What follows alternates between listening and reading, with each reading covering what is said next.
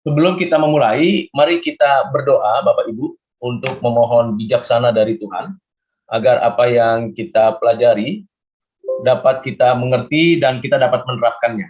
Mari kita berdoa. Bapak Surgawi, di dalam nama Tuhan Yesus, pada pagi hari ini kami sungguh kembali bersyukur atas segala pertolongan penyertaan-Mu dalam kehidupan kami. Kami sekali lagi bersyukur untuk firman yang akan kami dengarkan, kami renungkan, kami diskusikan. Tuhan tolong sertai kami dan berikan kepada kami pengertian. Bahkan kemampuan untuk kami menelaah firman-Mu, menerapkannya dalam keseharian kami. Terima kasih Bapa, pimpin hamba-Mu yang terbatas, berikan hikmat, kekuatan, dan kuasa dari Roh-Mu, agar segala yang dipercakapkannya, diuraikannya, itu berasal dari-Mu.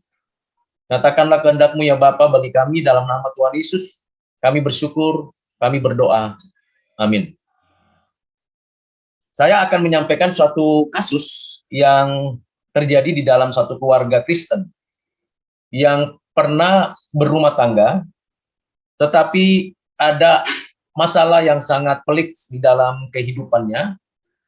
Kemudian mereka akhirnya berpisah, tapi tidak bercerai. Nah, keterpisahan mereka disebabkan karena sudah tidak lagi sama-sama bersepakat satu atap, sehingga mereka berpisah. Namun salah satu pihak itu telah melakukan perselingkuhan pada waktu-waktu yang sudah terjadi peristiwa perpisahan tersebut. Anak-anak yang ada di pihak salah satu pasangan ternyata juga memperhatikan, bahkan pihak gereja dan juga komunitas yang ada di sekitar lingkungan juga memperhatikan. Sudah ada nasihat, tetapi pembelaan dari pasangan yang berselingkuh itu adalah dengan mengatakan ini urusan saya, ini urusan personal, ini bukan urusan gereja, bukan urusan masyarakat, tapi urusan pribadi dan jangan mengusik saya. Nah, kasus ini juga ada terjadi di beberapa tempat dan kita lihat kasus-kasus tersebut terjadi bukan hanya perceraian, ternyata juga terjadi KDRT, kekerasan dalam rumah tangga, baik yang dilakukan oleh suami maupun yang dilakukan oleh istri. Seringkali kita menganggap KDRT itu hanya dilakukan oleh suami, tetapi ternyata juga ada dilakukan oleh istri. Alasan-alasan yang muncul terjadinya KDRT, perselisihan paham, ketidakcocokan di dalam menyampaikan pendapat dan pemikiran-pemikiran, menganggap diri lebih penting, lebih ngerti, lebih berotoritas, dan sebagainya. Nah, itu yang terjadi. Dan yang menyedihkan adalah masalahnya itu terjadi di dalam keluarga Kristen. Keluarga yang menerapkan harusnya kasih, kebenaran, dan kesucian di dalam kehidupannya. Nah, kita akan coba menelisik bagian ini dari apa yang sudah kita dengarkan dan kita sudah baca pelajari. Saya kembali membaca ulang dari surat Paulus kepada jemaat Efesus, pasal 5 ayat 22 sampai 33. Demikianlah firman Tuhan. Hai istri, tunduklah kepada suamimu seperti kepada Tuhan. Karena suami adalah kepala istri sama seperti Kristus adalah kepala jemaat. Dialah yang menyelamatkan tubuh. Karena itu sebagaimana jemaat tunduk kepada Kristus, demikian juga istri kepada suami dalam segala sesuatu. Hai suami, kasihilah istrimu sebagaimana Kristus telah mengasihi jemaat dan telah menyerahkan dirinya baginya untuk menguduskannya sesudah ia menyucikannya dengan memandikannya dengan air dan firman, supaya dengan demikian ia menempatkan jemaat di hadapan dirinya dengan cemerlang tanpa cacat atau kerut atau yang serupa itu, tetapi supaya jemaat kudus dan tidak bercela. Demikian juga suami harus mengasihi istrinya sama seperti tubuhnya sendiri. Siapa yang mengasihi istrinya mengasihi dirinya sendiri, sebab tidak pernah orang membenci tubuhnya sendiri, tetapi mengasuhnya dan merawatinya, sama seperti Kristus terhadap jemaat, karena kita adalah anggota tubuhnya. Sebab itu laki-laki akan meninggalkan ayahnya dan ibunya dan bersatu dengan istrinya sehingga keduanya itu menjadi satu daging. Rahasia ini besar, tetapi yang aku maksudkan ialah hubungan Kristus dan jemaat. Bagaimanapun juga bagi kamu masing-masing, berlakulah, kasihilah istrimu seperti dirimu sendiri, dan istri hendaklah menghormati suaminya. Demikian jauh pembacaan dan pembahasan kita dari ayat-ayat yang sudah kita baca. Kita bisa melihat dan memperhatikan dalam konteks ini sebenarnya Paulus ingin memberikan kepada jemaat Efesus suatu pemahaman tentang relasi yang sesungguhnya. Nah, kalau Bapak Ibu bisa memperhatikan di layar, itu ada suatu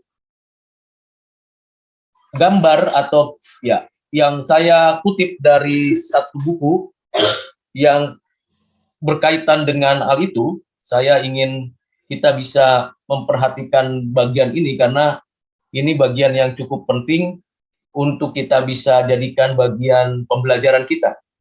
Apa yang saya ingin sampaikan di dalam bagian layar ini yaitu mengenai relasi di Taman Eden sebagai relasi antara ciptaan dengan pencipta. Jadi awalnya kalau kita membaca bagian dari gambar ini, hubungan kita dengan Tuhan, hubungan yang betul-betul terbuka, adanya ketertundukan manusia kepada Allah, dan adanya saling mengasihi. Allah mengasihi terlebih dahulu, dan kemudian manusia pada sisi yang lain, ia tunduk kepada, ada communion with God. Ini menjadi sentral dari seluruh relasi yang akan terbentuk. Sentral relasi yang ada di dalam umat manusia, yang dimulai dari relasi antar suami istri, Adam dan Hawa. Ini menjadi format yang penting untuk kita terus pahami seumur hidup kita. Communion with God. Tanpa adanya relasi pribadi yang terintegrasi pada diri seseorang, maka keluarga, suami istri akan sulit mengalami suatu kehidupan relasi yang diminta oleh Rasul Paulus kepada jemaat Efesus, yaitu ketertundukan dan mengasihi. Dua hal ini tidak bisa dipisahkan, dapat dibedakan. Dua hal ini tidak menunjukkan mana yang lebih dulu, mana yang lebih belakangan. Ketertundukan itu berasal dari cinta kasih kepada siapa ia tertunduk atau menaklukkan diri. Cinta kasih itu muncul karena memang orang yang dicintai memiliki suatu relasi yang mau untuk bersama-sama mengerjakan segala yang baik, yang benar, yang suci. Demikian kalau kita lihat, communion with God, ini menjadi dasar yang paling penting untuk kita melihat beberapa hal penting. Yang pertama itu berbicara tentang community, karakter, yang kedua, lalu panggilan. Mari kita lihat lebih jauh pemaparan dari gambar ini. Yang pertama, karakter. Kalau kita membaca dengan konsep creation, fall, redemption, atau restoration di dalam konteks ini, saya ingin coba memaparkan bagian yang creation, fall, restoration di dalam karakter. Kita sebagai ciptaan pribadi, masing-masing suami dan istri adalah image of God. Jadi Tuhan menciptakan Adam dan Hawa itu sebagai image of God. Tidak ada yang lebih, tidak ada yang kurang. Yang mana karakternya itu menunjukkan harusnya keadilan. Jadi righteousness yang di dalamnya ada nama Tuhan yang suci. Dalam persekutuan antara Tuhan dengan ciptaan dan antara Adam dan Hawa. Dengan karakter yang seperti ini, sesungguhnya setiap suami, setiap istri menyadari bahwa dirinya diciptakan menurut gambar rupa Allah, memiliki karakter yang adil, yang suci, yang bersatu dengan penciptanya.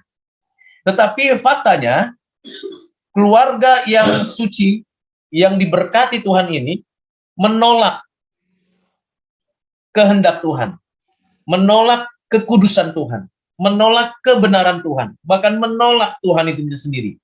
Akibatnya terjadi kekacauan dalam keluarga. Ini yang menjadi awal. Jadi karakter keadilan, kesucian, kebenaran itu ditolak, dinomorduakan, bahkan ditinggalkan. Itu yang membuat hubungan suami istri menjadi kacau.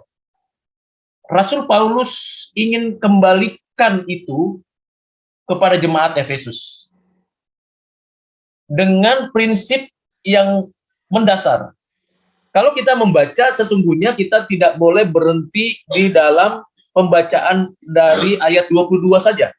Kita bisa harusnya membacanya dari ayat 21. Rendahkanlah dirimu seorang kepada yang lain di dalam takut akan Kristus. Lalu kita dapat menutupnya di ayat 33, yaitu kamu masing-masing berlaku kasihilah istrimu seperti dirimu sendiri, dan istri hendaklah menghormati suaminya. Di sini kita menyadari terjadinya persekutuan yang indah. Apabila persekutuan masing-masing suami istri itu juga persekutuan yang benar dengan Allah. Apabila salah satu terjadi hubungan yang tidak benar dengan Tuhan Allah, maka karakter-karakter yang tidak suci, yang tidak adil, yang tidak benar akan muncul dari ucapan, perbuatan antar pasangan. Nah, ini penting. Itulah sebabnya kita bersyukur kepada Tuhan karena Tuhan memberikan kepada kita satu sarana yang penting. Dia menjadi mediator kita, merekonsiliasi kita, mendamaikan kita dengan Tuhan, menjadi dasar mendamaikan kita antar suami istri. Kalau tidak ada pendamaian yang dikerjakan Kristus di atas kayu salib dan kebangkitannya, maka rekonsiliasi kita dengan sesama, dengan suami istri akan tidak terjadi. Tidak akan terjadi rekonsiliasi itu. Maka munculkan kasus-kasus yang tadi barusan saya sebutkan di atas. Perceraian, perpisahan, perselingkuhan, KDRT. Kenapa? Karena rekonsiliasi suami istri tidak terjadi atau belum terjadi dengan Tuhan Allah. Sehingga secara otomatis tidak akan terjadi antara suami dan istri di dalam konteks pendamaian yang sesungguhnya. Jadi kalau karakter ini tidak betul-betul kita perjuangkan, maka kehidupan kekristenan kita dalam keluarga tidak membuahkan apa-apa, tidak menghasilkan apa-apa. Bahkan menjadi batu sandungan bagi anak-anak, menjadi batu sandungan bagi keluarga lain. Dan kita harus menyadari bahwa keluarga adalah gereja terkecil. Dari keluarga inilah terbentuk gereja besar, gereja komunitas orang-orang percaya. Dari keluarga inilah terbentuk masyarakat. Dari keluarga inilah terbentuk orang-orang yang terdidik atau yang terpelajar. Dari keluarga inilah terbentuk kehidupan peradaban bangsa dan negara yang benar. Itu sebabnya Joshua mengatakan di akhir pelayanannya, dia bilang, saya dan seisi keluargaku akan menyembah Tuhan. Mari saya ajak Bapak Ibu untuk membuka kitab Yosua pasal yang ke-24 di ayat yang ke-15. Saya bacakan untuk kita sekalian.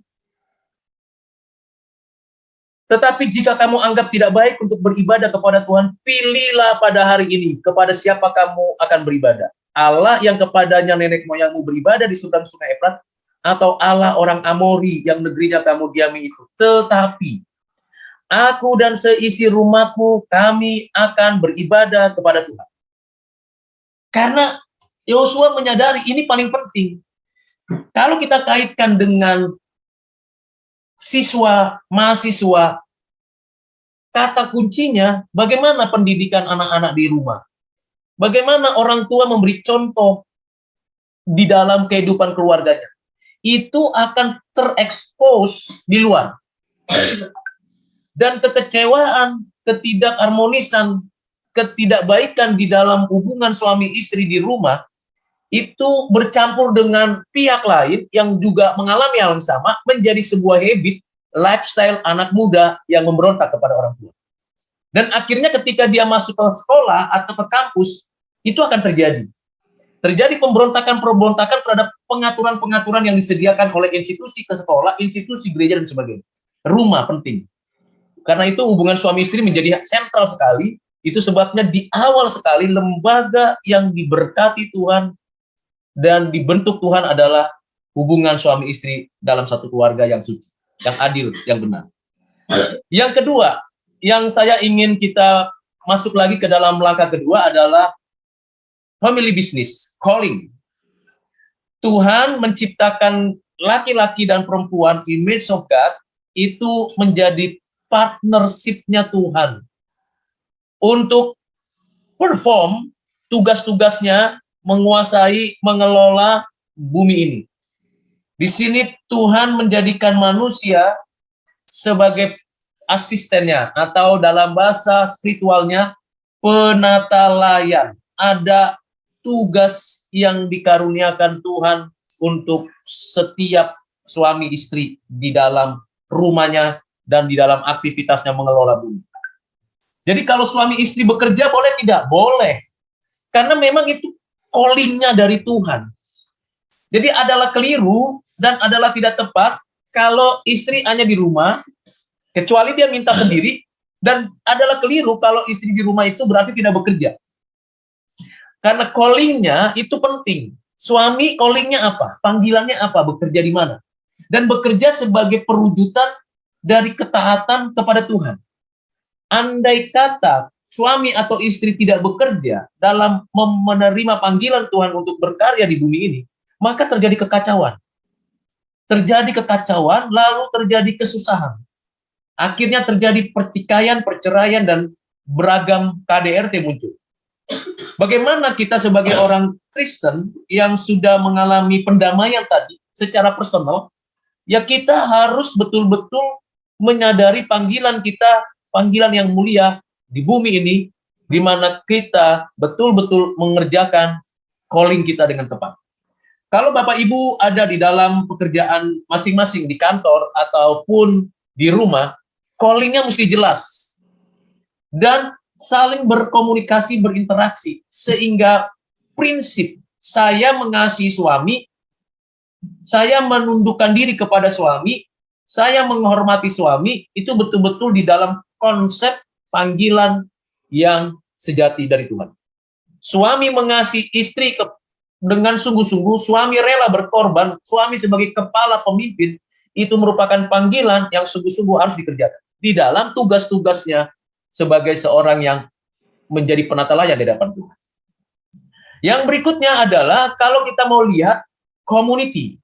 Jadi komunitas. Di sini ada yang namanya suatu kesatuan di antara perbedaan suami dan istri. Kalau kita melihat komunitas atau kesatuan antara Bapa, Anak, Roh Kudus, satu hakikat dengan calling atau dengan penyataan-penyataannya yang sama, tetapi ada perbedaan. Bapa bukan Anak dan bukan Roh Kudus. Anak bukan Bapa dan bukan Roh Kudus. Roh Kudus bukan Bapa dan Anak.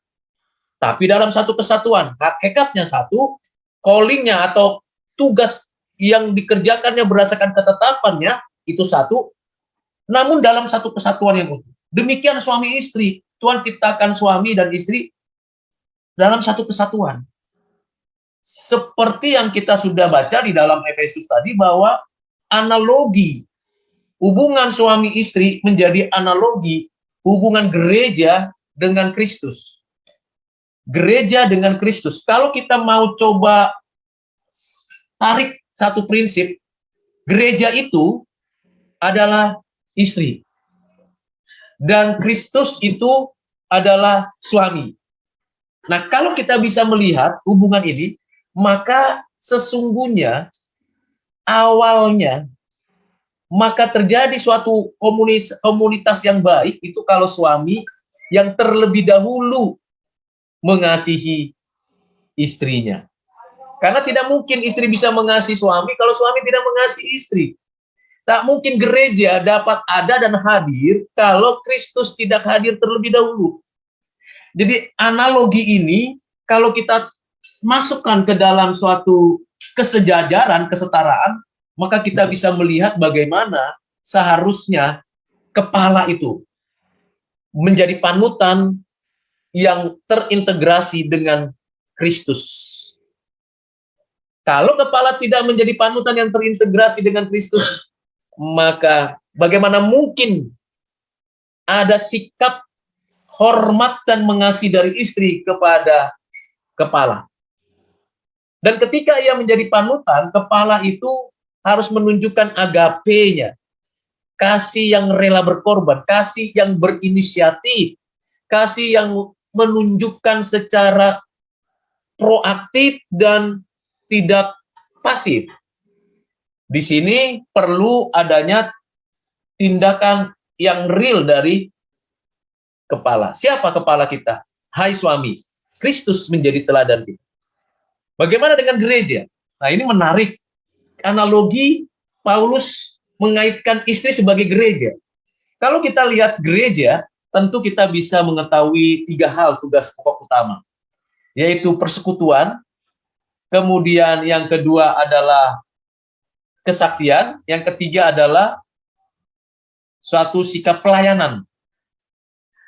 Betapa tidak mudahnya seorang istri mengerjakan 3 hal ini, karena istri yang akan menunjukkan bagaimana persekutuan berlangsung, bagaimana pelayanan bisa terjadi, dan bagaimana kesaksian hidup itu bisa dinyatakan. Itu hanya mungkin kalau ia tunduk kepada kepala. Dan kepala hanya mungkin menyatakan kasihnya kalau ia betul-betul menjadi panutan. Karena itu community ini sudah Tuhan tetapkan sejak awal, tetapi faktanya dalam kejatuhan, betul-betul kita lihat terjadi hubungan yang sangat tidak harmonis di dalam kehidupan keluarga orang berdosa.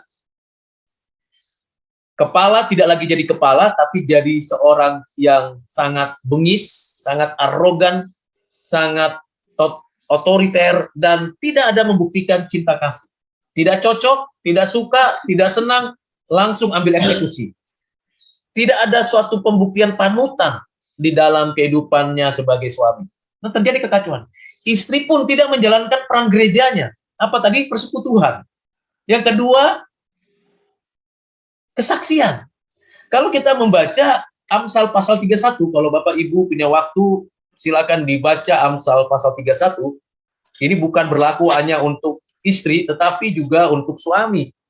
Khususnya di ayat yang ke-10 sampai 31. Saya bacakan satu ayat saja. Ayat 10, Amsal 31. Istri yang cakap siapakah yang akan mendapatkannya? Ia lebih berharga daripada permata. Bapak Ibu mau jadi istri yang cakap, mau berharga, kerjakan 3 pelayanan.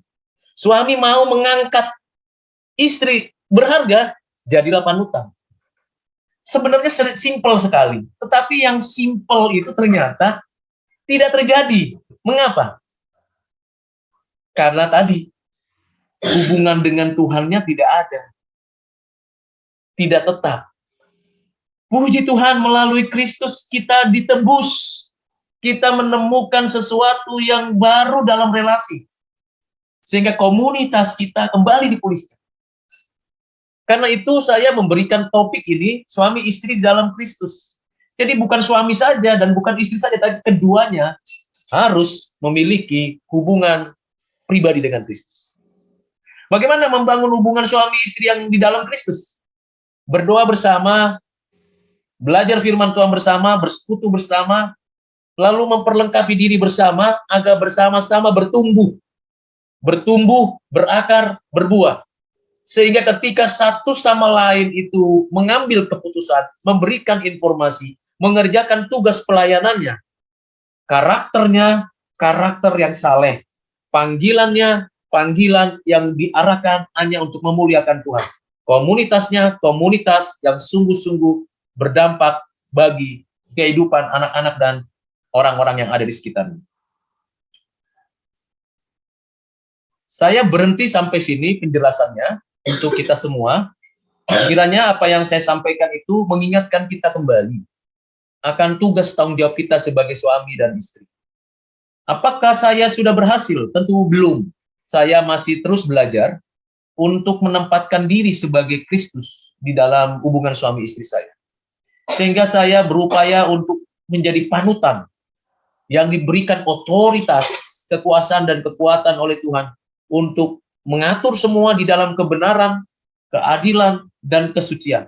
Sekaligus yang sama, rela berkorban mengasihi dengan sikap betul-betul diarahkan kepada Kristus. Kiranya Tuhan menolong kita sekalian untuk memahami bagian ini. Kita berdoa. Bapa Surgawi, di dalam nama Tuhan Yesus, hamba-Mu sudah selesai berbicara. Firman-Mu sudah kami baca dan hamba-Mu sudah uraikan. Tentulah banyak kelemahan dan kekurangannya. Kiranya Roh Kudus memberikan penambahan pencerahan dan pengertiannya. Kalau dalam pencapaian dan penjelasan hamba-Mu kurang tepat, kurang mendalam, atau keliru, Tuhan singkirkan itu dari hati kami, dan kalau memang ada kebenaran Tuhan di dalamnya, Tuhan meteraikan di dalam hati kami. Terima kasih Bapa, dalam nama-Mu Tuhan Yesus, hamba-Mu berdoa bersyukur. Amin.